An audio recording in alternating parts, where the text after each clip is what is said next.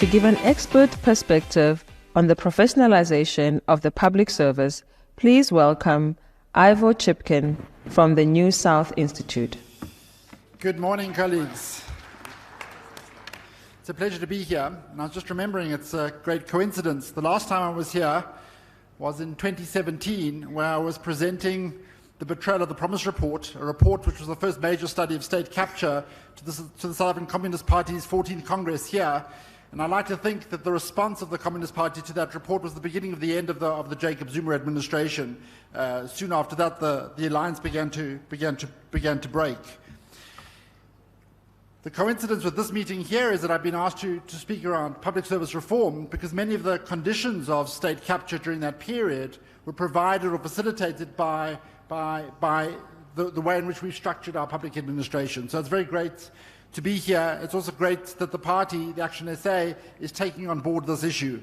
I'm traveling around speaking to all political parties to have this issue firmly on the agenda. What I want to talk to you about is an elaboration of your manifesto.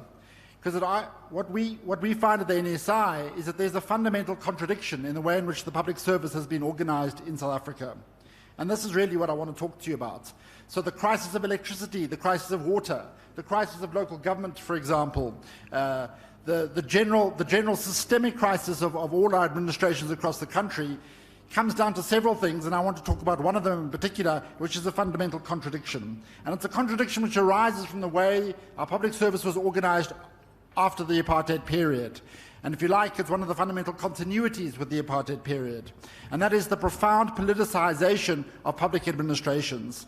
Now, this politicization is not simply at the discretion of the ruling party or of any political party. It's baked into the structure of our public administration by virtue of the law.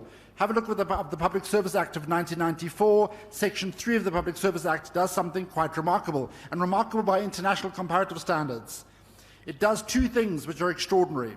It grants politicians, the president, and relevant ministers or MECs discretion over hiring into government departments. It's essentially a political responsibility. It means that in effect in South Africa, all public servants are in principle or potentially political appointments. That's not through the cadre deployment policies of the ANC, that's baked into our legislation from 1994.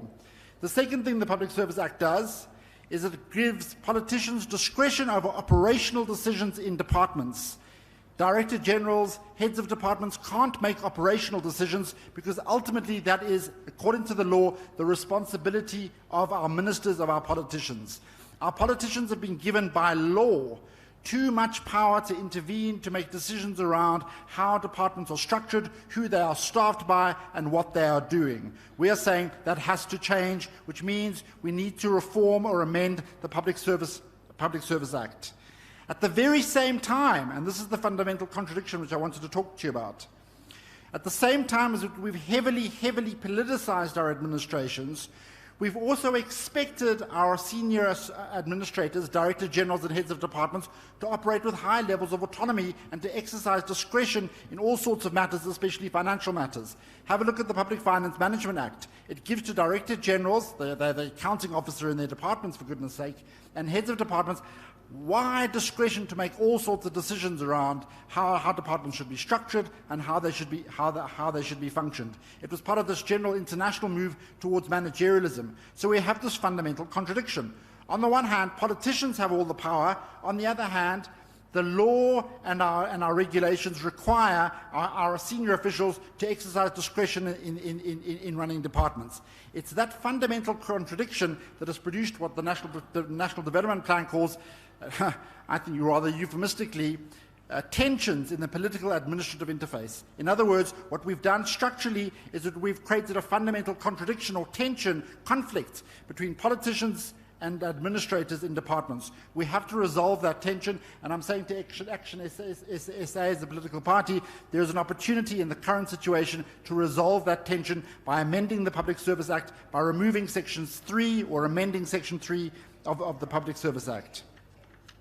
So, it seems to me that South Africa is at a historical moment.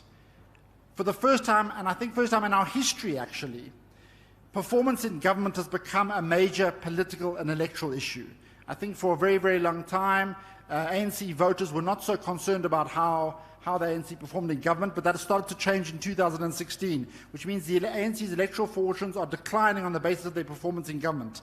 At the same time, parties like yourselves and other opposition parties are claiming to be better in government.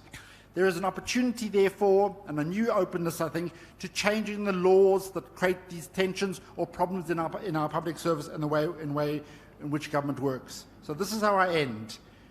Resolve the contradiction in the organisation of government by amending or working on amending the Public Service Act, reducing political discretion of politicians in our administrations, and moves towards professionalising the public service. And in this regard, there are very large strides, large efforts currently under the way, being driven currently by the Public Service Commission and the National School of Government. I hope ActionSA will support those initiatives and put these questions of public service reform very firmly on the political agenda for 2024. Thank you very much. Thank you for having me.